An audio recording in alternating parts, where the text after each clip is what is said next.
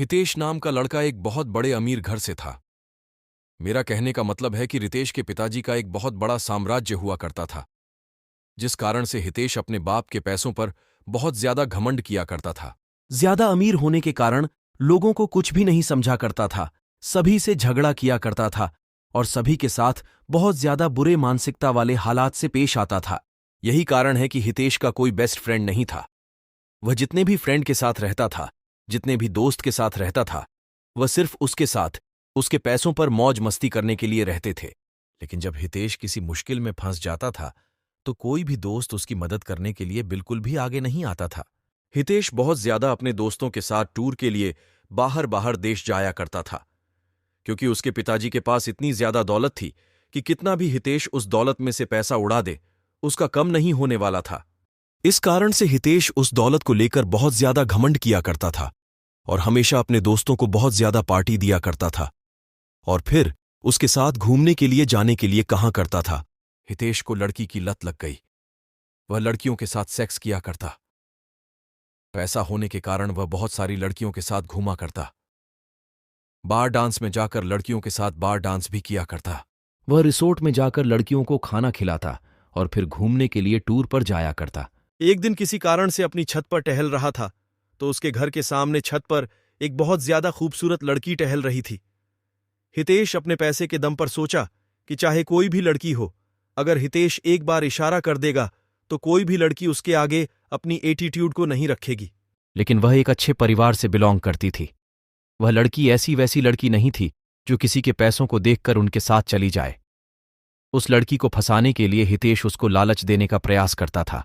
लेकिन वह लड़की ऐसी वैसी लड़की बिल्कुल भी नहीं थी, किसी की बातों में आ जाए। हितेश चाहे जितने लोगों को, जितनी लड़कियों को उसके पास भेजता था बोलने के लिए, लेकिन वह लड़की बिल्कुल भी बात मानने के लिए तैयार नहीं थी। हितेश लड़की के लिए मानो जैसे पागल होता जा रहा था, क्योंकि हितेश के अंदर इतना ज्यादा एटीट्यूड था कि अगर वह लड़की ने ना कर दिया तो उसमें बहुत ज्यादा गुस्सा आ गया। हितेश सोच रहा था, जिस कारण से भी वह लड़की मना कर रही है, चाहे कितना भी पैसा उसे दे, अपने साथ उसे घूमने पर मजबूर कर देंगे। जाओ, उस लड़की को बोलो कि जितना पैसा लेना है, जितना खाना है, जितना घूमना है, मेरे से ले लो, लेकिन मेरे साथ घूमने के लिए तैयार हो जाओ। लेकिन किसी भी परिस्थिति में वह लड़की तैयार नहीं हो रही थी। इस बात को सुनकर हितेश को बहुत ज्यादा गुस्सा आ रहा था। अब धीरे धीरे हितेश बिल्कुल भी बदलने लगा था। हितेश को उस लड़की के अलावा कोई भी लड़की नहीं दिखती थी। जितनी भी लड़की के साथ हितेश घुमा करता था, अब वह उन लड़कियों से बिल्कुल भी दूर हो चुका था। अब वह ज्यादातर वक्त अपना घर में ही गुजारा करता था। जब वह लड़की अपनी छत पर आया करती है तो हितेश अपनी चाहत से उस लड़की को निहारने का प्रयास करता, उसे मनाने का प्रयास भी करता। लेकिन शायद उस लड़की को हितेश के बारे में पूरी जानकारी होगी, इसी कारण वह लड़की हितेश के पास ना जाने के लिए बहाना बनाया करती। उस लड़की के पिताजी एक सरकारी विभाग में कार्य करते थे, जिनका ट्रांसफर होने के बाद वह हितेश के घर के पास वाले अपार्टमेंट में रहने के लिए आए थे। वह लड़की दूर से आने के कारण उसका कोई दोस्त नहीं था। लड़की कहीं घूमने के लिए भी नहीं जाया करती थी, क्योंकि घूमने के लिए उसकी कोई सहेली नहीं थी। नया होने के कारण वह अकेले घूम भी नहीं पा रही थी। ऐसे तो वहां के ज्यादातर लड़कियां अच्छे स्वभाव की नहीं थीं, जिस कारण से उस लड़की को कोई भी सहेली पसंद नहीं आ रही थी। हितेश उस लड़की को हमेशा ही याद किया करता था, लेकिन ऐसा कुछ भी नहीं हुआ। कुछ महीने बीत जाने के बाद वह लड़की अपने अपार्टमेंट को छोड़कर जाने ही वाली थी, क्योंकि उसके पिताजी एक सरकारी ऑफिसर थे और उसका ट्रांसफर 3 महीने में दूसरी जगह हो जाया करता था। जैसे ही उस शहर में 3 महीने गुजर गए, उनकी ट्रांसफर अब किसी दूसरे जगह हो गया था।